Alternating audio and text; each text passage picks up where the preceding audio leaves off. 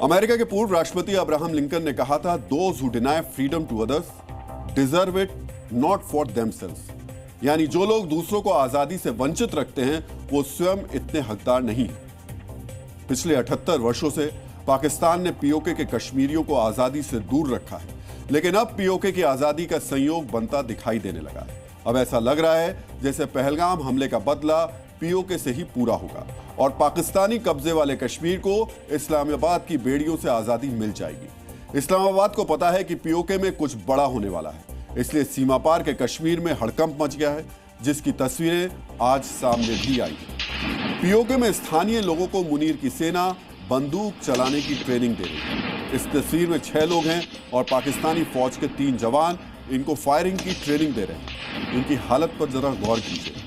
पजामा पहने हुए लोगों को गोली चलाना सिखाया जा रहा है, फिर इन्हें भारतीय सेना के सामने खड़ा करके पाकिस्तानी फौज इनके पीछे छिप जाएगी और पीओके के निर्दोष लोगों को अपनी ढाल की तरह इस्तेमाल करेगी। अब जरा अगली तस्वीर देखिए। जनरल मुनीर की आर्मी सीमा पार के युवाओं को, कश्मीरियों को, जो सीमा पार पीओके के जो नौजवान हैं, उन्हें AK-47 राइफल चलाने की ट्रेनिंग दे रही है। पाकिस्तान इन्हें खाने के लिए भरपेट आटा नहीं दे पा रहा है, पर गोली चलाना जरूर सिखा रहा है। ये बात तय है कि पीओके के ये लोग अपनी मर्जी से नहीं बल्कि पाकिस्तानी सेना की जोर जबरदस्ती का शिकार हुए हैं। भारत और पाकिस्तान में यही बेसिक अंतर है। हमारे इलाके में श्रीनगर से गुलमर्ग तक कश्मीरी लोग टूरिज्म से पैसा कमा रहे हैं, उनके हाथों में कोई बंदूक नहीं पकड़ाता है, जबकि पीओके में कश्मीरियों को गोली चलाने की ट्रेनिंग दी जा रही है।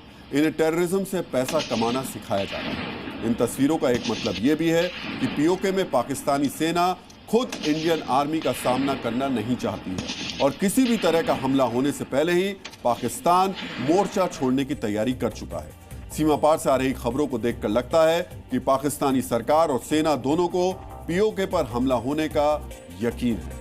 भारतीय सेना के हमले के डर से पाकिस्तान ने LOC के पास 3 आतंकी लॉन्च पैड खाली कर दिए हैं। सूत्रों के मुताबिक जम्मू में कठुआ के करीब पीओके का शकरगढ़, नौशेरा के सामने पाकिस्तान कब्जे वाली कश्मीर का समानी और हीरानगर के पास पीओके के सुकमल में कम से कम 3 प्रमुख टेरर लॉन्च पैड खाली हो चुके हैं। इन तीनों लॉन्च पैड पर 22 अप्रैल से पहले लश्कर-ए-तैयबा, जैश-ए-मोहम्मद और दूसरे आतंकी संगठनों के कम से कम 20 से 25 आतंकवादी मौजूद थे।